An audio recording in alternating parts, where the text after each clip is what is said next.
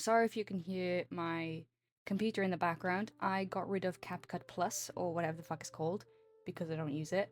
I wanted to have a little bit of a chat. So, an ex-classmate of mine posted on YouTube talking about how they hadn't posted on YouTube, basically, because they got this anxiety about how they felt like they had to do something bigger and better, when in reality they didn't even want to. They just wanted to post regardless of the views and things, and that's kind of where I'm at right now, because the reason I haven't been posting is because I haven't come up with an idea that I felt was good enough. But I'm like, at the end of the day, does it even fucking matter? Not really. So I just want to yap with you for a little bit, if that's okay. I came to the realization a little while ago that living online is not the best fucking thing in the world, and especially recently because I've reconnected with people that I once knew online, it makes me realize that I know I was correct in that.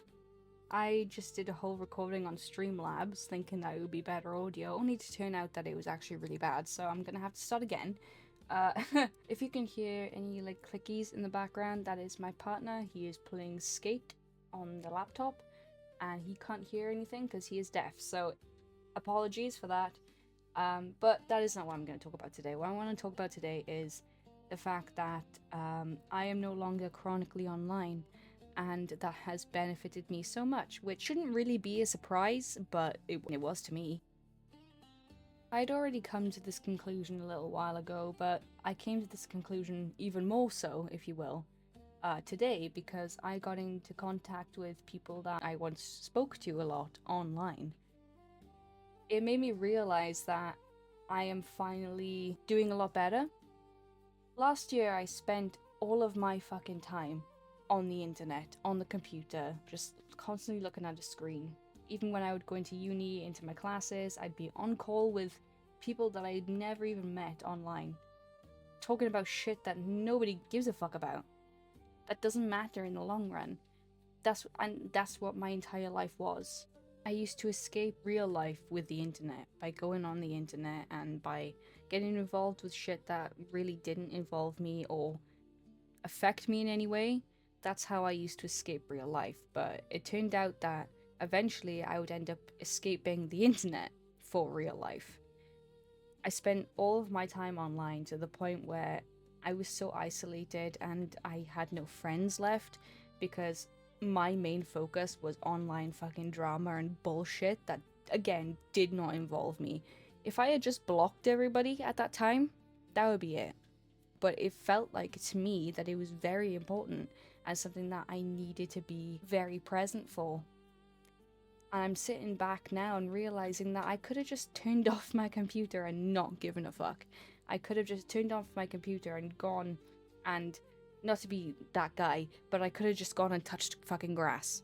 It even got to the point where I was in an online relationship for almost a year, and I was deluded enough to think, oh my god, this is the one, this is gonna be it. But it's like, no, bro, you haven't even seen this person in real life. You've never met this person. You haven't even seen barely seen what they look like.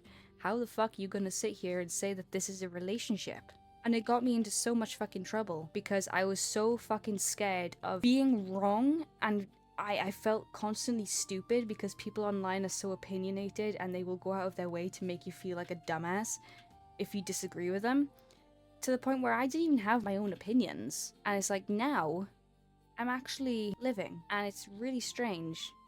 And I realized this because I was talking to someone that I used to talk to when I was doing this online shit, and I said, I'm doing okay. I've been busy.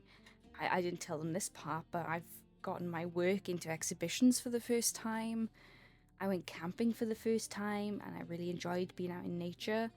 I've traveled, I've gone to so many concerts, which the amount of concerts I've been to is nothing to a lot of people, but for me, it's massive. Met so many people, I've had so many new experiences.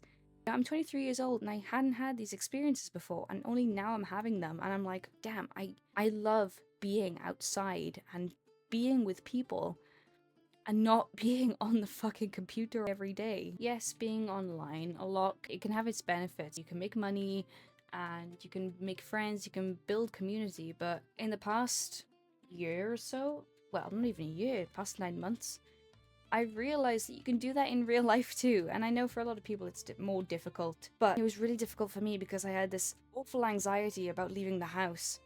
But now I'm a part of communities in real life, and I'm like, fuck, I could have done this so much sooner. But instead, I stayed online and listened to people talk about fucking like pedophilia and shit, and grooming and calling people out for shit that either doesn't matter or should be sorted by the police.